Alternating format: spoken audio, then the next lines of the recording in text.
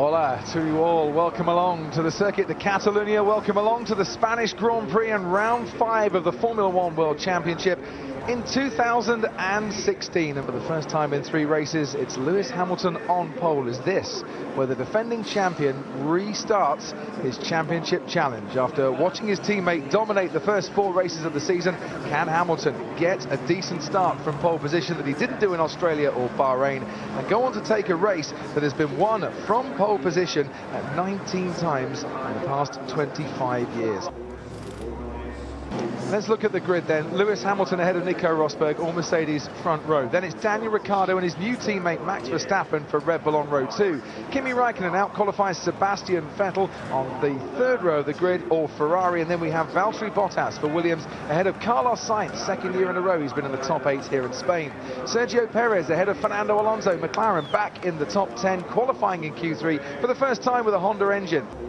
We have 66 laps ahead of us for this Spanish Grand Prix in 2016. And it's lights out and away we go. It was a super start from Nico Rosberg. Hamilton's got going as well, moves over to try and cut off his teammate, who now slips behind on the toe. Daniel Ricciardo in 3rd already. It's Sebastian Vettel pressurising Max Verstappen down the inside. Round the outside goes Nico Rosberg into turn 1, ahead of Lewis Hamilton. Then sets in Daniel Ricciardo, and then Sebastian Vettel ahead of Max Verstappen. Good start from Carlos Sainz. He's ahead of Valtteri Bottas. Round turn 3 we go, and it's Nico Rosberg, and Hamilton's onto the grass, and Hamilton's had a massive crash. And he's crashed into his teammate. The 2 Mercedes come together as Hamilton tried to pass on the inside, and he can cover his hands over his eyes, and he won't want to see that again. We have the safety car out here, but the 2 silver arrows have crashed on the opening lap. Hamilton takes out his teammate, and there will be a big inquiry behind closed doors into that. Head in his hands, like we saw in Istanbul many years ago. And Lewis probably a little bit surprised that he lost the lead in the first place.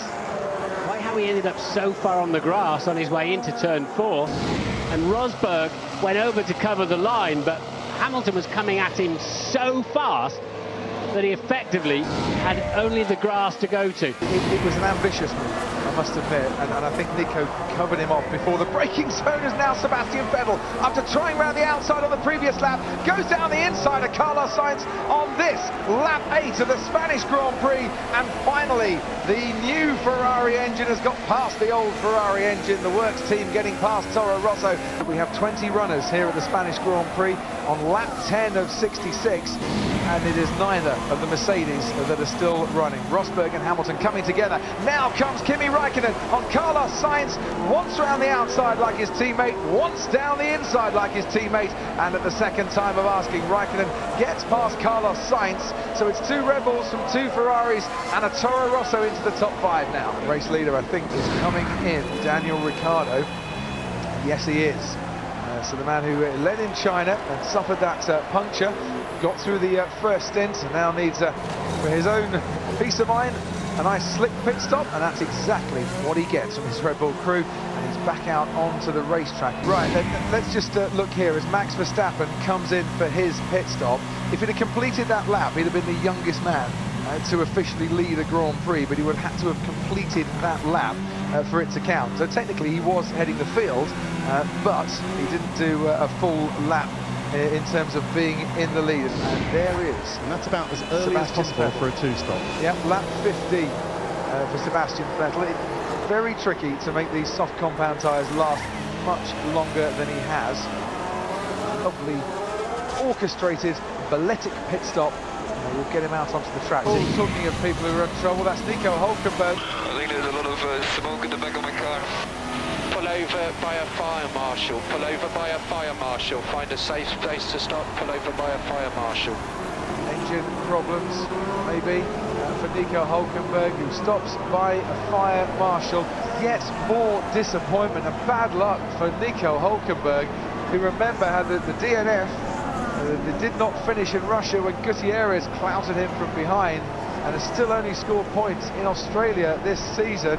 Okay, so it looks like it is a three-stop then, just leading from the front, just doing the quickest strategy they possibly can, but this then does somewhat play into Sebastian Vettel's hands. Let's see how Ferrari go from here. It's the soft tyres for the middle stint for Daniel Ricciardo. Okay, let's see. We'll have his pace now. I think he's just trying to manage the pace towards the end of the stint on the medium tyres there. So let's see what pace he's got now. So what's happening now is Sebastian Vettel and Ferrari are trying to undercut Max Verstappen. Verstappen has completed a lap. He is now officially the youngest driver ever to lead a lap in Formula One World Championship history. But what's going to be crucial now is what Sebastian Vettel does on this lap. Verstappen into the pits. We mentioned that Kimi Raikkonen was catching him. So Verstappen, who was leading the race, is now coming out and he is in third place. 2.7 second stop for him. Comes out third on the racetrack. Well, now Ferrari are reacting. I would say this is about 5 laps too short to make a two-stop work really comfortably, given that at the end anybody on a 3 is just going to be so much faster on their tyres. But they're both going to give it a go, both Kimi Raikkonen, who comes out on the medium tyre, and Max Verstappen. Now Sebastian Vettel is coming into the pits. So Ferrari are trying the undercut 1 lap later than they had originally planned.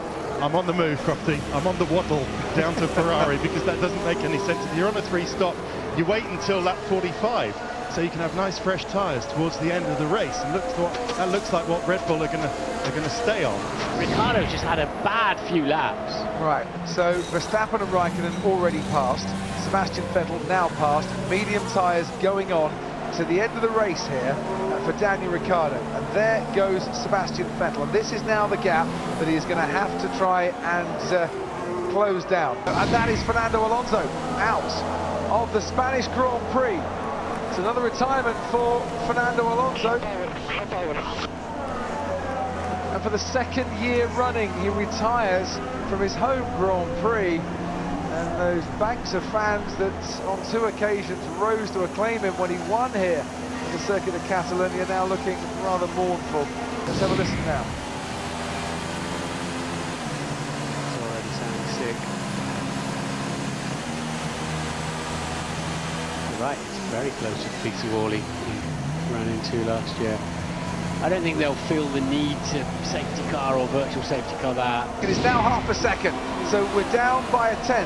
Now, does this give, with DRS assistance, Ricciardo the opportunity to fight Sebastian Vettel? He is going to go for it down into turn 1. What a move! He has to go wide, sadly. Rejoins the track. He's still going to carry on the scrap, and Sebastian Vettel just hangs on and keeps that final podium spot. But that was almost utter brilliance from Daniel Ricciardo there. This could have been. And fair play to Sebastian Vettel, no contact. That is stunning driving, because if I don't avoid that, he's just going straight to my car. Honestly, what are we doing? Racing or ping pong? is that sick? Is that sick, the Red Bull? Is he Very dropping slow back? on turn 9. Yes, he's punctured. Left rear puncture. I got a puncture or something. Left rear is really weird. For the 2nd time this season, after he's been leading a race, Daniel Ricciardo gets a puncture. And that is absolute disaster in a sporting context for Daniel Ricciardo this afternoon. It's a mighty relief for Sebastian Vettel. Can he get back to the pits, make a stop, and get back into this race though, and hold on to that 4th place? Because Valtteri Bottas is an age away, just whether he can get back or not. Was there any contact? Was there a little bit of contact when he went up the inside of the Ferrari down into turn 1? And this afternoon at the circuit de Catalunya, the sun is out, the smiles will be out. At 18 years and 227 days old, Max Verstappen wins a Formula One Grand Prix, wins the Spanish Grand Prix, and is the youngest driver ever to win a Formula One World Championship Grand Prix. He is the 10th different winner of this race in the last 10 years. And at the tender age of 18, he can go out and party like he's never partied before. Yes, yes! Unbelievable, Max. Unbelievable. Max Verstappen You are a race winner. Fantastic. What a great debut. What a debut. Fantastic. Great job. Thank you very much, Christian. Spoke to Daniel Ricciardo on Thursday. So what do you think of the decision to bring Max Verstappen to Red Bull? And he said, I haven't got a clear-cut answer for you, but it is up to this young man to justify the decision. Do you know what? He's done that today. At 18 years and 227 days, he's young enough to drink in the champagne, to drink in the moment. Max Verstappen is a race winner in Formula One.